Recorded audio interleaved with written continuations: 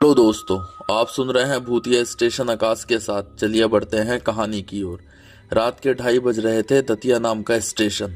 एक तो पहले से ही ट्रेन लेट थी, न जाने क्यों अब यहाँ आकर रुक गई थी। 10 मिनट हो गए थे ट्रेन को रुके हुए। आखिरकार मैंने दरवाजा खोलकर देखा तो दूर दूर तक प्लेटफॉर्म पर कोई नजर नहीं आया। वो एक छोटा सा स्टेशन था। चारों तरफ कोहरे की चादर बिछी थी। बाकी मुझे वहां कोई न दिखा। मैं नीचे उतर गया। सिग्नल की ओर देखा तो वो लाल हो रखा था। मुझे मालूम था ट्रेन अब यहाँ कुछ देर जरूर रुकेगी। मैंने सिगरेट और माचिस निकाल ली और सिगरेट जलाकर पीने लगा और प्लेटफॉर्म पर इधर उधर अपनी नजरों को गहराकर देखने लगा। मेरी सिगरेट का आखिरी कश मैंने लगाया और अचानक मुझे किसी के फुसफुसाने की आवाज आई। मैंने इधर उधर देखा तो वहां कोई नहीं था, लेकिन पीछे से फिर किसी ने कुछ कहा। मैंने पीछे मुड़कर देखा तो एक लगभग 40 वर्ष की महिला, जिसकी गोद में एक छोटा बच्चा था। वो बोली, भैया ये गाड़ी क्या मुरैना जाएगी?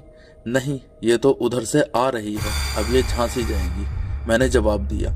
जवाब सुनकर उस औरत के माथे पर चिंताओं की लकीरें खिंच गई। मैंने उसे ऊपर से नीचे की ओर देखा तो मेरी नजर उस औरत के हाथों पर रुक गई।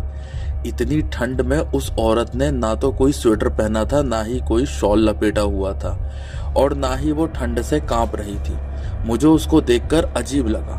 सिगरेट भी मेरी खत्म हो गई थी, लेकिन सिग्नल अभी भी लाल था और दिसंबर की वो रात अचानक से और भी ज्यादा ठंडी लगने लगी थी। महिला का चेहरा भावहीन लग रहा था। थोड़ी रुककर महिला बोली, टिकट घर भी बंद है, काउंटर पर भी कोई नहीं बैठा। मैंने बोला, छोटा स्टेशन है इसलिए रात में कोई नहीं होगा। वो महिला बार बार इधर उधर देखकर बात कर रही थी। यह बात मुझे बहुत अजीब सी लग रही थी, और उससे भी ज्यादा अजीब ये कि ट्रेन रुके हुए कम से कम 45 मिनट से ज्यादा हो गए थे, पर अभी तक मेरे अलावा मुझे कोई और ट्रेन से उतरता नहीं दिखा। अब भी पूरे प्लेटफॉर्म पर सिर्फ हम दोनों ही दिख रहे थे। ट्रेन पैसेंजर थी तो लगभग हर छोटे बड़े स्टेशनों पर रुक रुक कर चलती थी। मैं इस ट्रेन से दूसरी बार अपने घर जा रहा था। मैंने आखिर उस औरत से पूछ ही लिया, इतनी रात को आप कहाँ से आ रही हैं, और इतनी ठंड में आपने कुछ गर्म कपड़े भी नहीं पहने हैं। तभी उस औरत ने कहा, मैं घर से भागी हुई हूँ। मेरे ससुराल के लोग मेरी इस नन्ही सी बच्ची को मारना चाहते थे क्योंकि उन्हें लड़का चाहिए था। तो मैंने कहा, वो तो सब ठीक है, लेकिन आपको कोई गर्म कपड़ा भी साथ रखना चाहिए था ना, और आपके ससुराल वाले आपका पीछा नहीं कर रहे होंगे। उस औरत ने कहा, मेरे ससुराल वाले यहीं हैं मेरे आसपास। यह सुनकर मुझे थोड़ा अजीब लगा। अचानक ट्रेन का सिग्नल हरा हो गया और ट्रेन ने हॉर्न दे दिया। मैंने कहा, ठीक है, अगर आपको झांसी जाना है तो चलकर बैठ जाइए। ट्रेन हल्के हल्के चल पड़ी कि वो औरत तेजी से चिल्लाई, तू कहाँ जा रहा है? मैं उसके रूप को देखकर इतना डर गया कि जैसे मेरे पैर जड़ हो गए हों, क्योंकि वो औरत भयानक पिशाचनी के रूप में आ गई थी। मुझे कुछ समझ नहीं आ रहा था कि तभी मुझे किसी ने ट्रेन में से खींच लिया, और वो औरत जब तक मुझे पकड़ती तब तक मैं ट्रेन में था, और ट्रेन ने स्पीड पकड़ ली थी। बस उस औरत की भयानक चीखने की आवाज आई। मुझे कुछ देर तक होश नहीं था। 10-15 मिनट तक जब मुझे होश आया, और जब मैं ठीक हुआ तो देखा 2 आदमी मेरे पास बैठे हुए मुस्कुरा रहे थे। उनमें से एक बोला, अब तो ठीक हो तुम?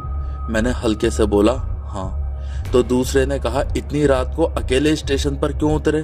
तो मैंने बताया। वो बोले, फिर भी तुम्हें नीचे नहीं उतरना चाहिए था।